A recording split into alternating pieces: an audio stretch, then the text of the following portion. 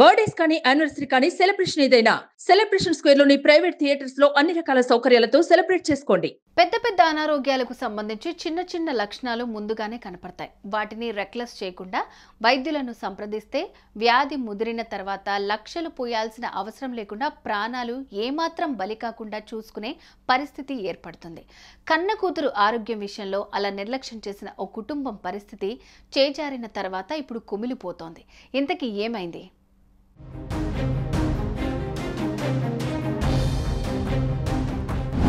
చైనాలోని Hubei province ఆ ప్రాంతంలో నివసించే లీ యువాన్ అనే యువతికి 27 ఏళ్లు వచ్చాయి. అప్పటిదాకా చదువు ఉద్యోగం అంటూ కాలం వెళ్లదీసిన తమ కూతురికి పెళ్లి చేయాలని తల్లిదండ్రులు డిసైడ్ అయ్యారు. మంచి సంబంధం చూశారు, నిశ్చితార్థం కూడా చేసేశారు. ఓ 3 నెలల తర్వాత పెళ్లి డేట్ కుదిరింది.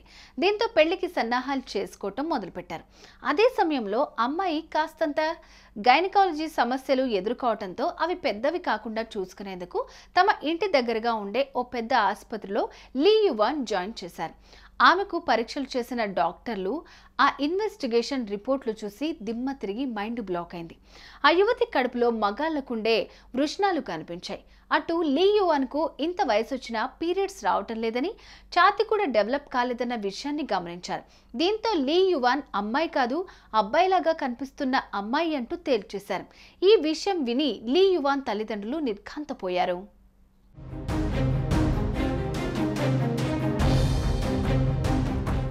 ఒక ఆడబిడ్డగా జీవిస్తూ 27 ఏళ్లు వయసొచ్చిన తర్వాత కూడా ఆమెకు పీరియడ్స్ రాకపోవటం అన్నది తెలియకుండా ఎలా ఉంటుంది? ఆ బిడ్డ పరిస్థితిని ఆ తల్లిదండ్రులు కూడా ఎందుకు తెలుసుకోలేకపోయారు? ఇదెలా సాధ్యం అన్న డాక్టర్ల ప్రశ్నలకు ఆ యువతిలా కనిపించే యువకుడు చెప్పిన సమాధానం విని డాక్టర్లు డంగైపోయారు. తనకు ఈ సమస్య ఉందని చెప్తే ఎక్కడ సూదులేస్తారో, ఎక్కడ ఆపరేషన్ చేసేస్తారో అని భయపడి ఈ విషయాన్ని తన తల్లిదండ్రులకు కూడా తెలియకుండా మేనేజ్ చేశానంటూ లీ యువాన్ చెప్పిన మాటలు విని డాక్టర్లు ముక్కు మీద వేలేసుకున్నారు. వాస్తవానికి లీ 18 సంవత్సరాల వయసులో ఆమె తనకి తానుగా ఆసుపత్రిలో పరీక్షించుకోవడానికి వెళ్ళింది. లీకి అండాశయ వైఫల్యం ఉందని, అసాధారణ హార్మోన్ స్థాయిలతో బాధపడుతున్నట్లు వైద్యులు ఆమె తల్లిదండ్రులకు చెప్పారు. అంతేకాదు మరిన్ని పరీక్షలు చేయాలని లీ తల్లిదండ్రులకు సూచించారు. అయితే అప్పుడు లీ కుటుంబం దాన్ని సీరియస్గా తీసుకోలేదు.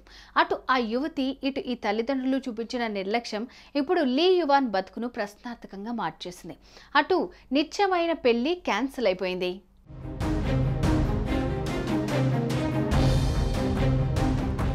ఆడవాళ్లుగా పుట్టి కడుపులో వృషణాలు కలిగి ఉండటం అనే సమస్య ఏ 1,00,000 మందిలో ఒకరికి వస్తుందని వైద్యులు అంటున్నారు.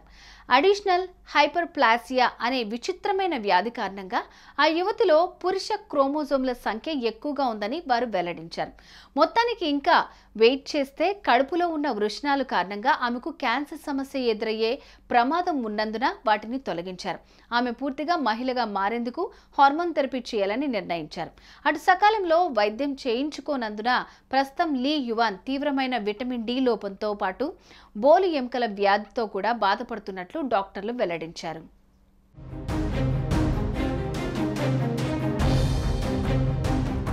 ఓ 10 ఏళ్ల కిందటే ఈ వ్యాధికి చికిత్స చేసి ఉంటే ఈ ఆరోగ్య సమస్యలు తలెత్తి ఉండేవి కావని అంటున్నారు.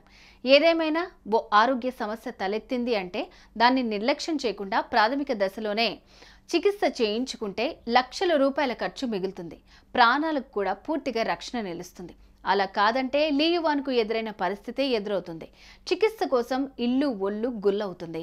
సుమన్ టీవీలో మీ పర్సనల్ అండ్ బిజినెస్ ప్రమోషన్స్ కోసం కింది నెంబర్కి కాంటాక్ట్ చేయండి.